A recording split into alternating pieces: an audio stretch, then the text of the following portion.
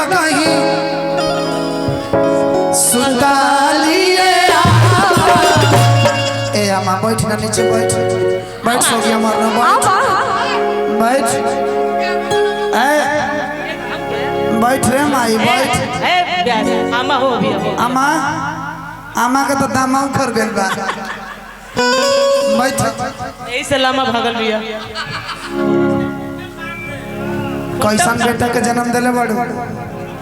ई दिन दिन भर तंग करता रात में तो करते बा कबो कबो दू खेप लगा देता है रेडी कि हमरो के लगही हने आवा ए अम्मा हने आवा हां तने गले में ले खाली पता ना कि हमरो के लगही सुतालिए जानता रो ओकरा के नींबू के खटाई देता नहीं तबो नहीं खे माना लागत ओकरा के भरुआ मरचा वाला खटाई देवे के पड़ी है ना तू आबो ए दे आ दे कि बेटा दाउर पी के रोज कर ले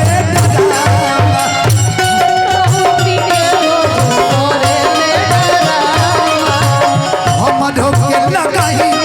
सुतालिए हम ढोक के लगाई सुतालिए बेटा दाउर पी के रोज कर ले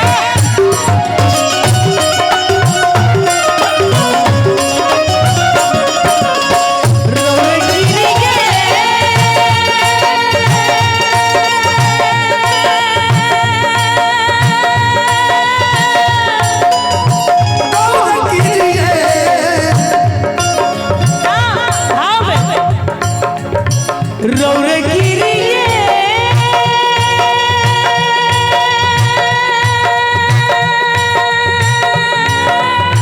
सुना ना जानता रू ताका मुड़िया पे से आता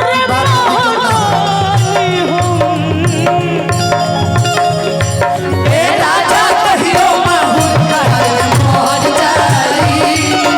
पियल ना छोड़ब त कुछौ कर जाई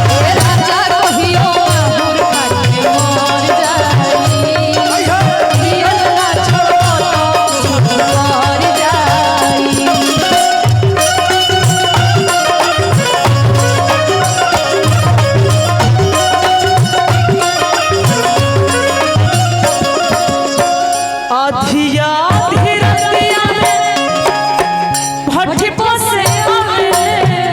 पीकी के बानी हमरा के जगावे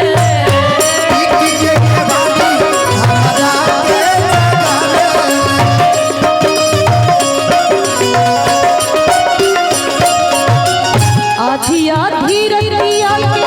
भट्टी पसे आवेले पीटी के केवाड़ी हमरा के जगावे पीठ के केवाड़ी हमरा के जगावे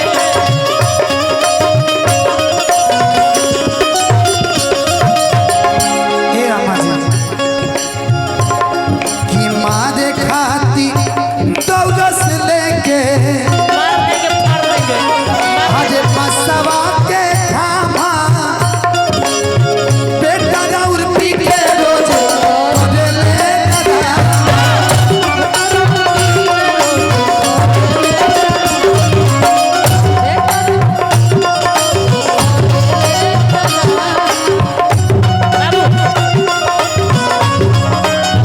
भैया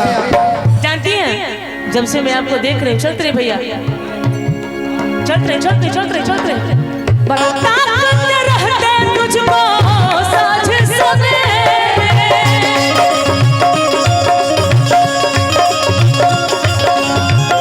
नैनों में बसिया जैसे नैन ये तेरे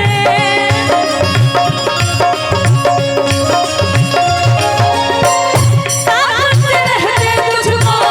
साझ सवेरे नैनों में बसिया जैसे नैन ये तेरे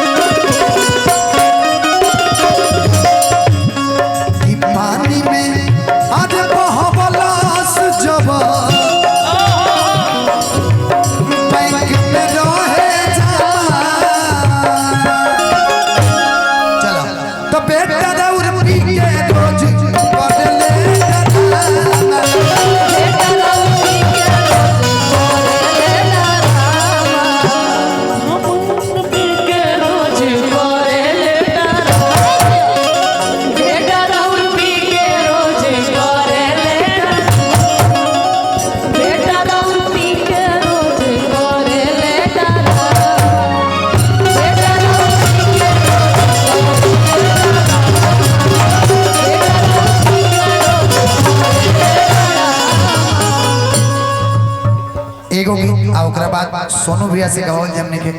सोनू लाल सधु भैया से